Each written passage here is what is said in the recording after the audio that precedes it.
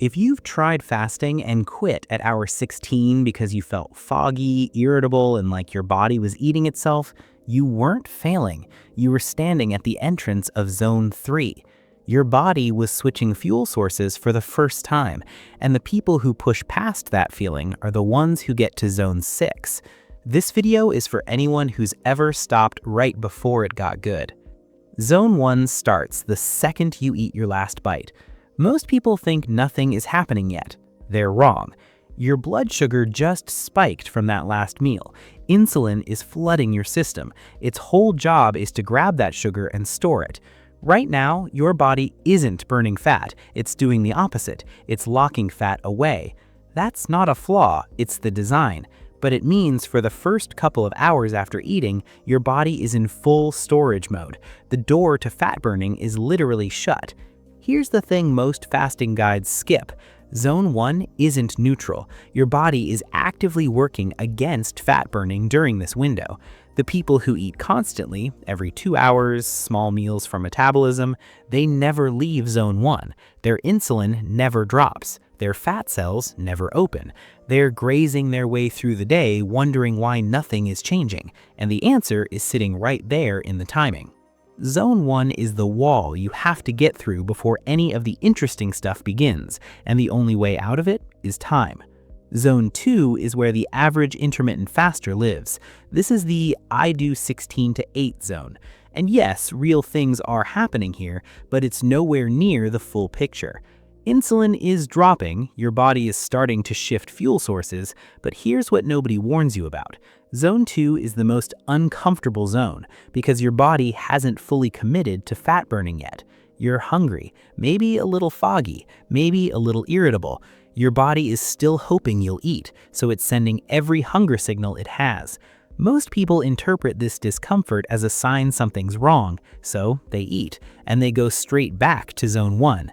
Then they do it again tomorrow. They've been fasting for months and they've never made it past zone 2, not once.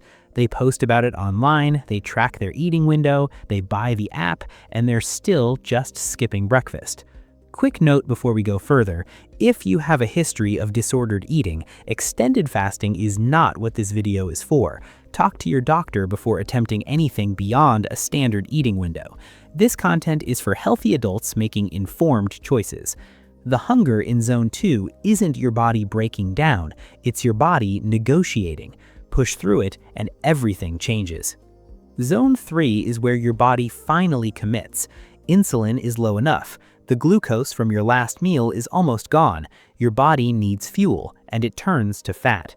This is the zone most fasting content talks about: fat burning, glycogen depletion, the body switching to stored energy, and it's real. But here's where things get interesting and a little counterintuitive. Your body doesn't burn fat evenly. It starts with the fat that's easiest to access, the stuff just under the skin. The deeper fat, the visceral fat packed around your organs, the dangerous kind, the kind linked to heart disease and insulin resistance, that takes longer. Zone 3 barely touches it. You can sit in zone 3 for weeks and feel like you're making progress, while the fat that actually matters stays exactly where it is. You're burning fat in zone 3, just not the fat that matters most.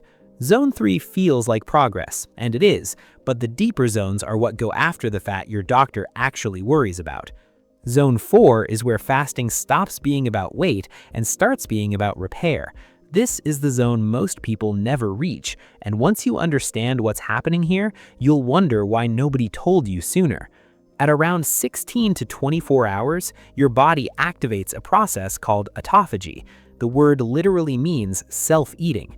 Your cells start breaking down their own damaged components, old proteins, dysfunctional organelles, cellular junk that's been building up for years, and they recycle them for energy.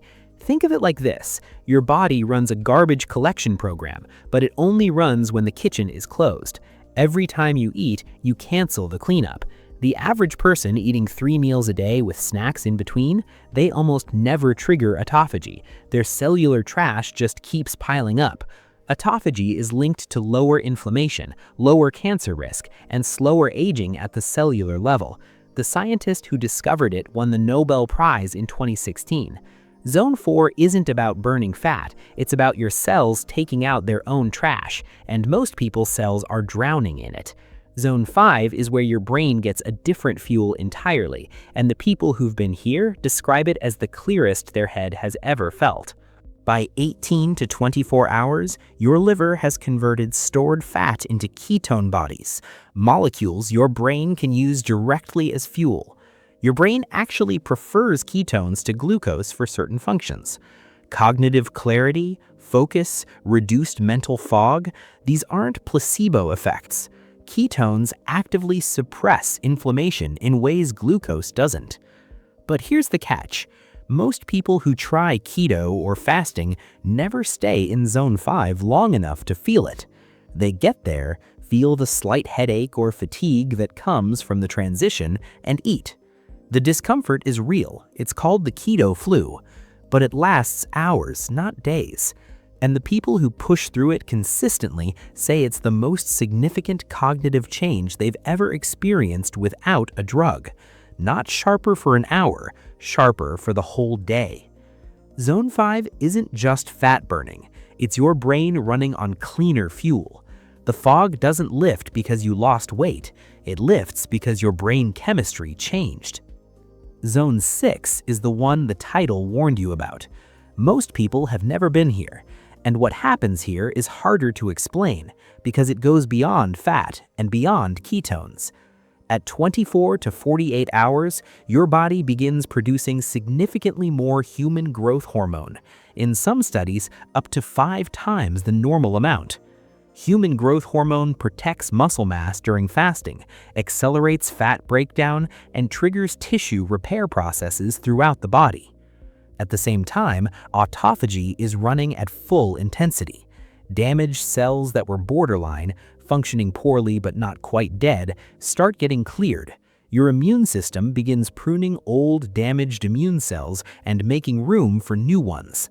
Researchers studying prolonged fasting in cancer patients found that multiple cycles of extended fasting could trigger a reset of parts of the immune system, pruning old, damaged immune cells and signaling stem cells to rebuild from scratch.